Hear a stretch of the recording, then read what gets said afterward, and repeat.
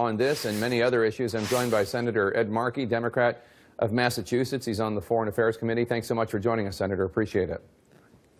Thank you. Thanks for having me on. So today, for the second time in 24 hours, nuclear-capable Russian bombers were spotted just miles off the coast of Alaska. Do you think that Putin is sending a message, and how would you recommend President Trump respond?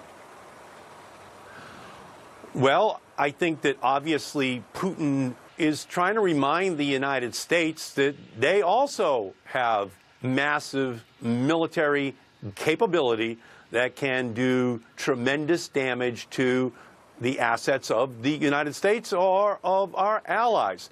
And it is just something that we constantly have to remember, in the same way that we have to remember that North Korea right now has nuclear weapons, and they have a capability of delivering those nuclear weapons on a strike towards South Korea, where we have 28,000 troops which are based. So all of this is just a reminder that we are playing with dangerous situations, and everything that we do should be carefully calibrated to elicit specific responses from those with whom we're dealing, and we cannot act in a way that is reckless, cavalier with the facts, or could ultimately wind up with a dangerous response from those with whom we are dealing. Senator Markey, stick around. We're going to take a very quick break. We've got a lot more to talk about, including the head of the EPA paying a visit to a city where industrial pollution forced hundreds of people from their homes. Stay with us. We'll be right back. Welcome back. We're back with Massachusetts Senator Ed Markey. Senator, last week, President Trump said he was sending a, quote, armada to the Korean Peninsula in the midst of this standoff with Kim Jong-un. But the aircraft carrier group was actually headed in the opposite direction at the time. This afternoon, White House Press Secretary Sean Spicer maintained that the president and the White House were correct because the carrier was eventually going to go to the Korean Peninsula, and it actually is right now. So technically, it was always heading there. What do you think? I think they have a big credibility problem. They obviously had no idea where this aircraft carrier fleet was going, or they did know and they decided to lie about the fact that it wasn't heading towards North Korea. Either way, if you're an ally of the United States, you're just wondering what's going on inside of this administration. And if you're North Korea, if you're President Kim, you're wondering, who are you dealing with here? Is there anything that can be relied upon?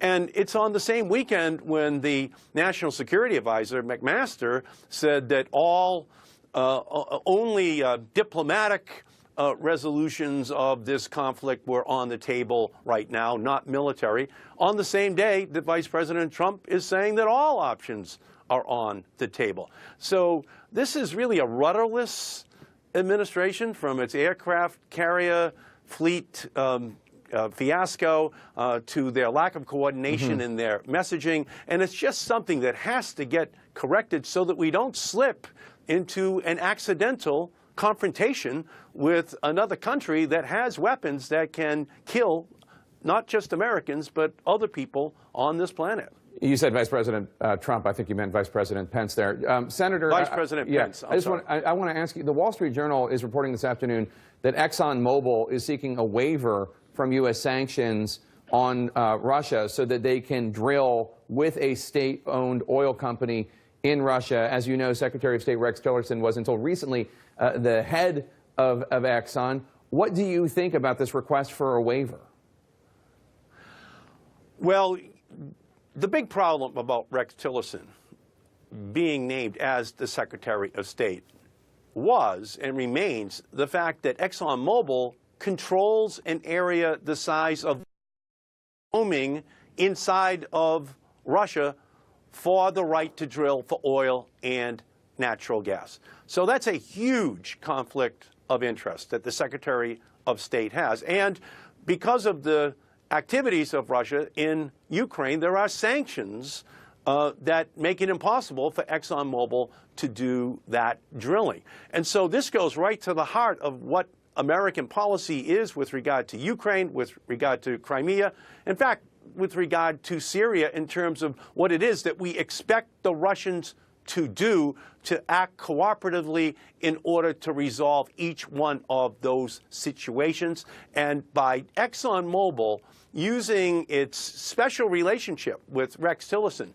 to now propose a waiver, it again calls into question whether or not we are going as a country to stand up to Putin, stand up to Russia, and have American national security interests be made primary and not the economic interests of ExxonMobil and other commercial interests in our country.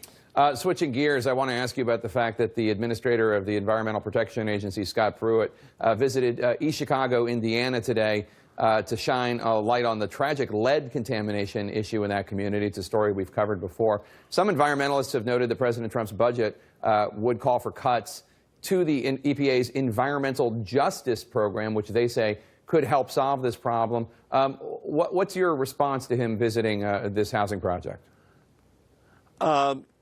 Scott Pruitt, as Attorney General of Oklahoma, sued the EPA 19 times on clean air, clean water, soot, smog, all the way down the line. When he was up before the committee that I serve on for confirmation, I asked him if he would recuse himself from all of those cases. He said no, which makes him the plaintiff, the defendant, the judge, and the jury in all of those cases. And now the Trump administration is proposing a 31% cut in the EPA budget. Well, that goes to the ability of the federal government to help a poor community deal with a Superfund site, with toxic chemicals in their soil or in their water or in their air. And it's not just poor communities, it's every community in our country. And what Scott Pruitt intends on doing, what Donald Trump intends on doing, is turning the EPA into every polluter's ally. And this visit by Scott Pruitt is nothing more than a photo op that belies the reality of the actual Trump policies that are going to cut at this historic commitment since Earth Day back a generation ago began this movement towards ensuring that we were going to leave a legacy of cleaner air and water for each generation. This administration is walking away from that legacy. All right, Senator Ed Markey, thank you so much. Appreciate your time.